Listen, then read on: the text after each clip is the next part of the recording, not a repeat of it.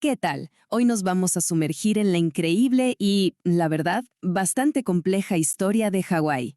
Vamos a ver cómo estas islas pasaron de ser un reino polinesio con su propia cultura y gobierno a convertirse en el estado número 50 de los Estados Unidos. Es una historia fascinante de reyes, cambios culturales y, por supuesto, luchas de poder.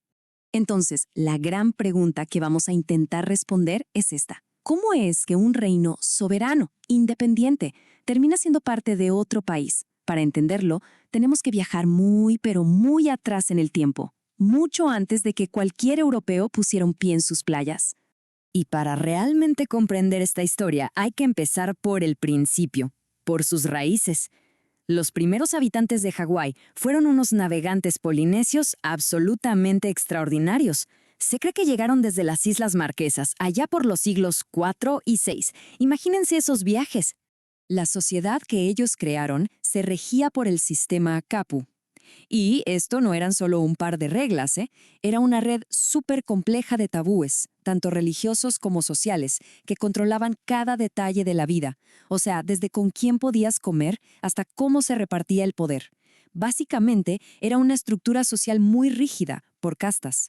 Y bueno, por siglos, la vida en las islas, que estaban divididas en diferentes territorios, funcionó así. Pero todo estaba a punto de dar un giro de 180 grados.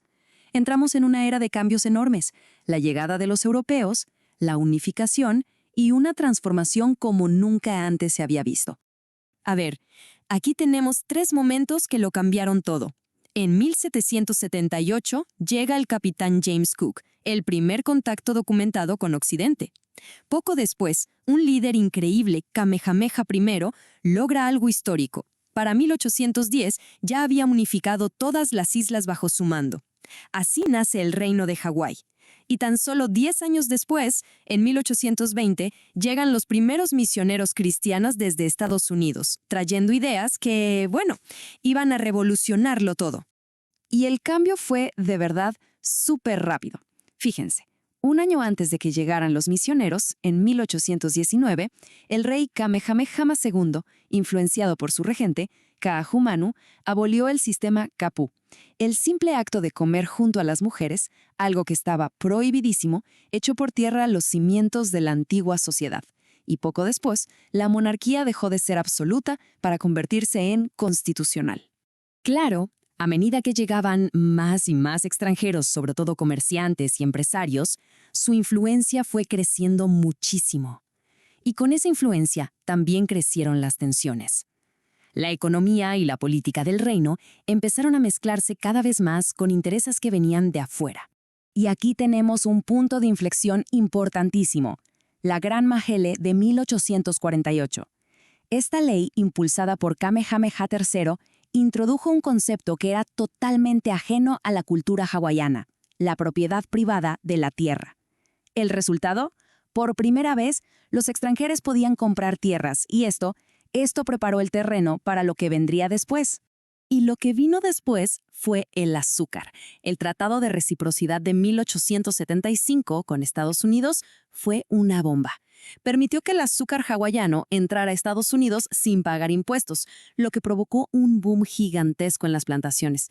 Pero esto no solo cambió la economía, transformó por completo las islas. Se desviaron ríos para regar los campos, se trajo a miles de trabajadores de Asia y los cultivos de siempre, como el taro, fueron reemplazados.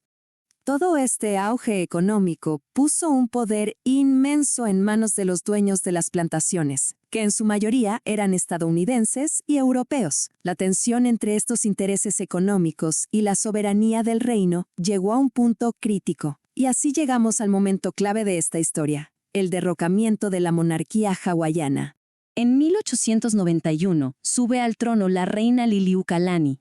Ella era una mujer muy inteligente, nacionalista, y veía con preocupación cómo el poder de la monarquía se había ido perdiendo. Así que propuso una nueva constitución para devolverle poder a la corona y, sobre todo, para fortalecer los derechos de los hawaianos nativos. La respuesta de los empresarios extranjeros fue inmediata. Formaron lo que llamaron un comité de seguridad. El ministro de Estados Unidos en Hawái, sin perder tiempo, ordenó desembarcar a los marines del barco USS Boston, con la excusa de proteger las propiedades estadounidenses. Con los militares en las calles, el comité proclamó un gobierno provisional. Para evitar un baño de sangre, la reina Liliuokalani no tuvo más opción que ceder. Pero ojo a sus palabras, esto es súper importante. Ella no abdicó, no renunció. Su protesta fue muy clara. Dijo que cedía su autoridad no a ese comité, sino directamente al gobierno de los Estados Unidos, esperando que ellos investigaran y revirtieran lo que sus representantes habían hecho. Fue en toda regla una rendición bajo protesta.